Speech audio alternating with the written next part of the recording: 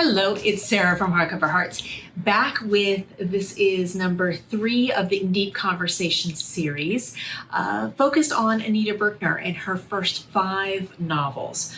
I'm doing this in collaboration with Leo of A Little Book Life, and he's already published video 2, and I published video 1 earlier last week. Video 1 tees up and sets up the conversation and sets the context for the first 5 novels that we'll be discussing. And then I ask Leo a set of questions that he answers in video 2.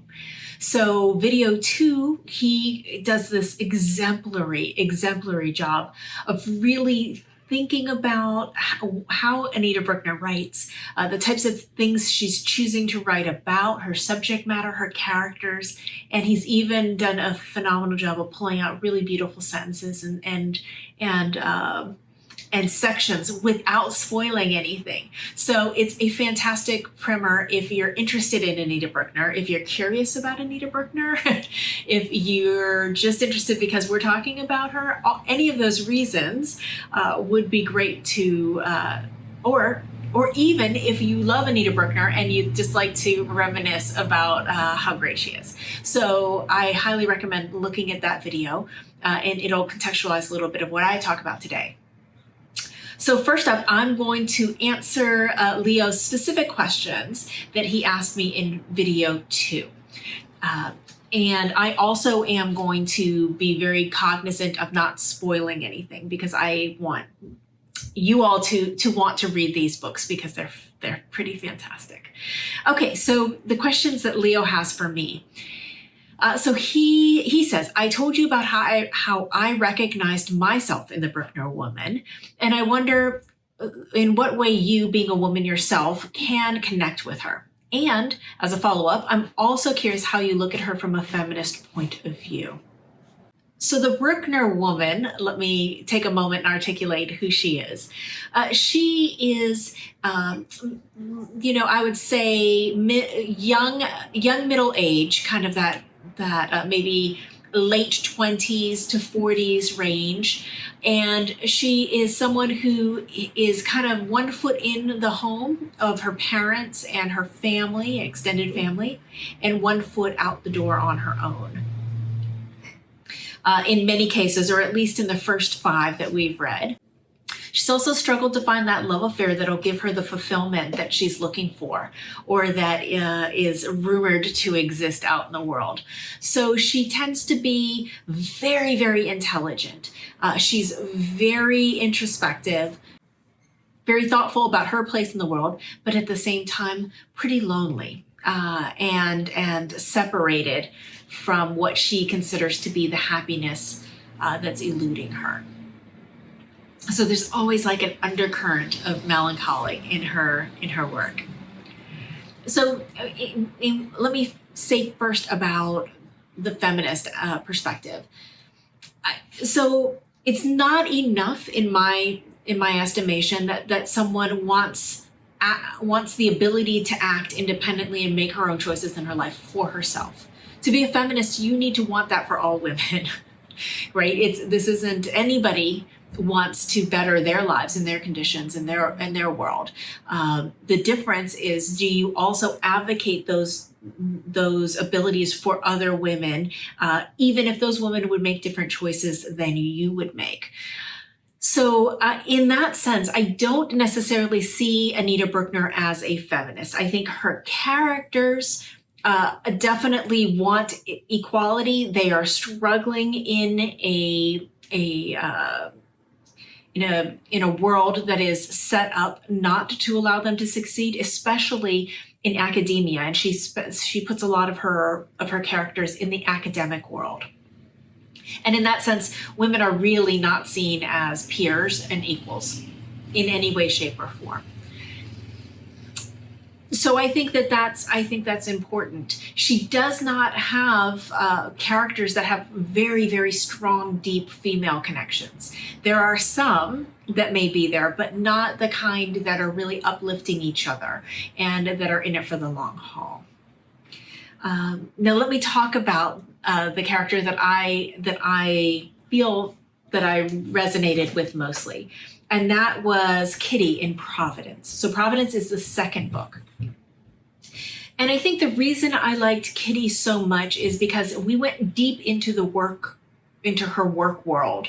And this is in academia. And she's really trying to thread the needle and get both promoted and also win the love of a man that she's involved with, who is also a professor. And so she's working to be seen. She's really working to be seen. And I loved all of the ways that she needed to adapt and think differently and come at the work world in a new way. And that I related to. Many times in my career, I've had to adapt. I was told that my style was not working, and or that I wasn't as effective as I could be. And so I think this is something that I've recognized, and seeing her go through that was very poignant. But also really romanticizing someone that you shouldn't really be interested in. She was far too good for Maurice. So there you go. I definitely, there were moments where I identified with Kitty, but a lot of the cases are not. I don't identify with them specifically, but I identify with a mood, or I identify with a desire, or the wanting to act that I identify with. I'm far more independent than and rebellious, far more rebellious than most of Anita Brookner characters. Okay, the next question is, what is your favorite Brookner novel so far, and why? I absolutely have loved them all, but I think that Providence has a place in my heart a little more deeply than the others. Maybe the roots have taken a little bit more. Let's put it that way. But there is not a bad one in the lot. That's for sure. Next question. In her novels, clothes play an important role, especially in Providence. What do you think is the significance of clothing in her work? I think that clothing in her work signifies so many different things. I think it signifies her armor and her mask. It helps her to articulate who she wants to be and who she wants to project out into the world. The way her main characters dress is a form of communication with the world as to their properness, as to their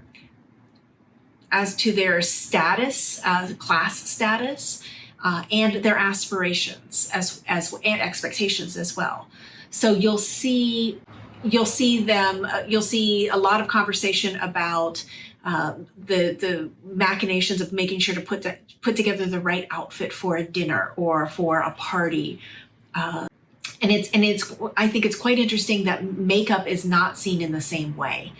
So there's this sense of propriety. So making sure that your dress is appropriate and proper is very important. And she also talks about other characters. So it's not just the women characters that she obsesses about clothing with. She also talks about male characters and how they're appearing and what you can glean from someone based on what they wear. And in many cases, she talks a lot about the frugality. She really admires frugality, or at least emphasizes that in her heroines. And so there are many cases where, in Providence specifically, her mother was a clothing designer. And so her mother would make her own clothes, which meant that they looked exquisite because of the profession her mother was in and how well she did her job. And so they were a little dated and a little older, but they looked very chic, which elevated her in the eyes of the people she was trying to be promoted around. So it was a tool. It was a tool for her to advance. But makeup is something that kind of pushed to the seedier or more steamy or more wanton look that she so she has a neighbor that's always trying to help her get dressed and help her get ready, and she really pushes back against that. She wants to define herself. So what I think was most interesting in Providence is that the clothing also created this sense of continuum with the past. It allowed her to be close to her parents. It allowed her mother to be to connect with her, and so she was wearing something that was hand done and something that had a lot of thought and care into it. And so it's almost like that one foot in, one foot out. You know, she's living on her own. She's doing her own thing. She's getting her career going, but she still wears the clothes that her mother makes her. I think that's an interesting point of how Anita Brookner kind of brokers this push and pull. Next question. There seems to be a link between food and love in her books. What are your thoughts on that? Yeah, and this is really interesting. So I tend to not like to read too much about the author and the author's life, because then you start to superimpose decisions that they make in their books because of that. But I do know the fact that Anita Brookner did not eat very much. She was one of those women that was always very slim, very trim. And people will talk about going out to lunch with her and have her not eat anything, order something and just kind of pick around it. And so I think food is a stand-in for sensuality, and food is a stand-in for comfort and love. She talks a lot about having dinners and being with other people, and I think that communal aspect of breaking bread with someone, I think she romanticizes it, and it becomes a stand-in for a lot more than just a set piece of having a conversation in a restaurant, for example. But it's clear that she thinks very strongly about this and has a lot of, the writing is done with a lot of feeling when it comes to the food. The last question. If Anita Brookner would have lived today and you would have dinner with her, what would you have liked to talk about? Well, first of all, I don't think I'd want to have dinner with her.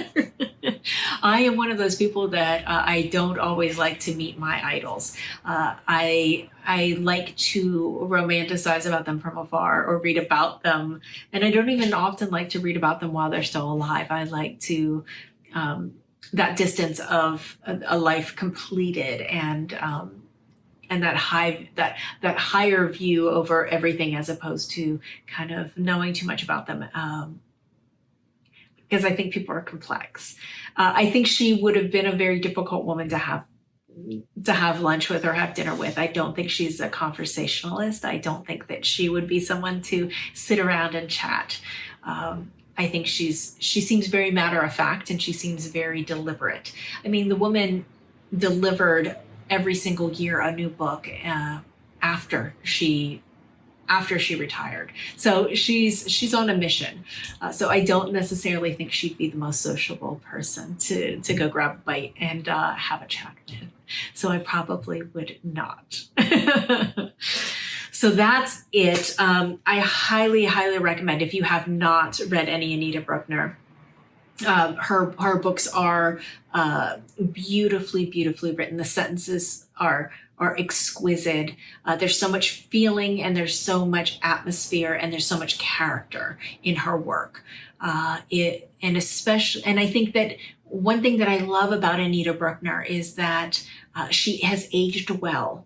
So I have read her books when I was much younger, but I don't think I had enough life experience to really understand what she was trying to get across, and some of the nuances of a woman's struggle, and a woman's struggle to find her place, specifically in this time, but in any time really. So as I've gotten older, I appreciate her more, and I see the magic and the nuance I see the magic of her writing and the nuance of what she's trying to get across. And her characters are much more dear to me than I think they would have been if I had read them in my 20s. So that is it for us for this series.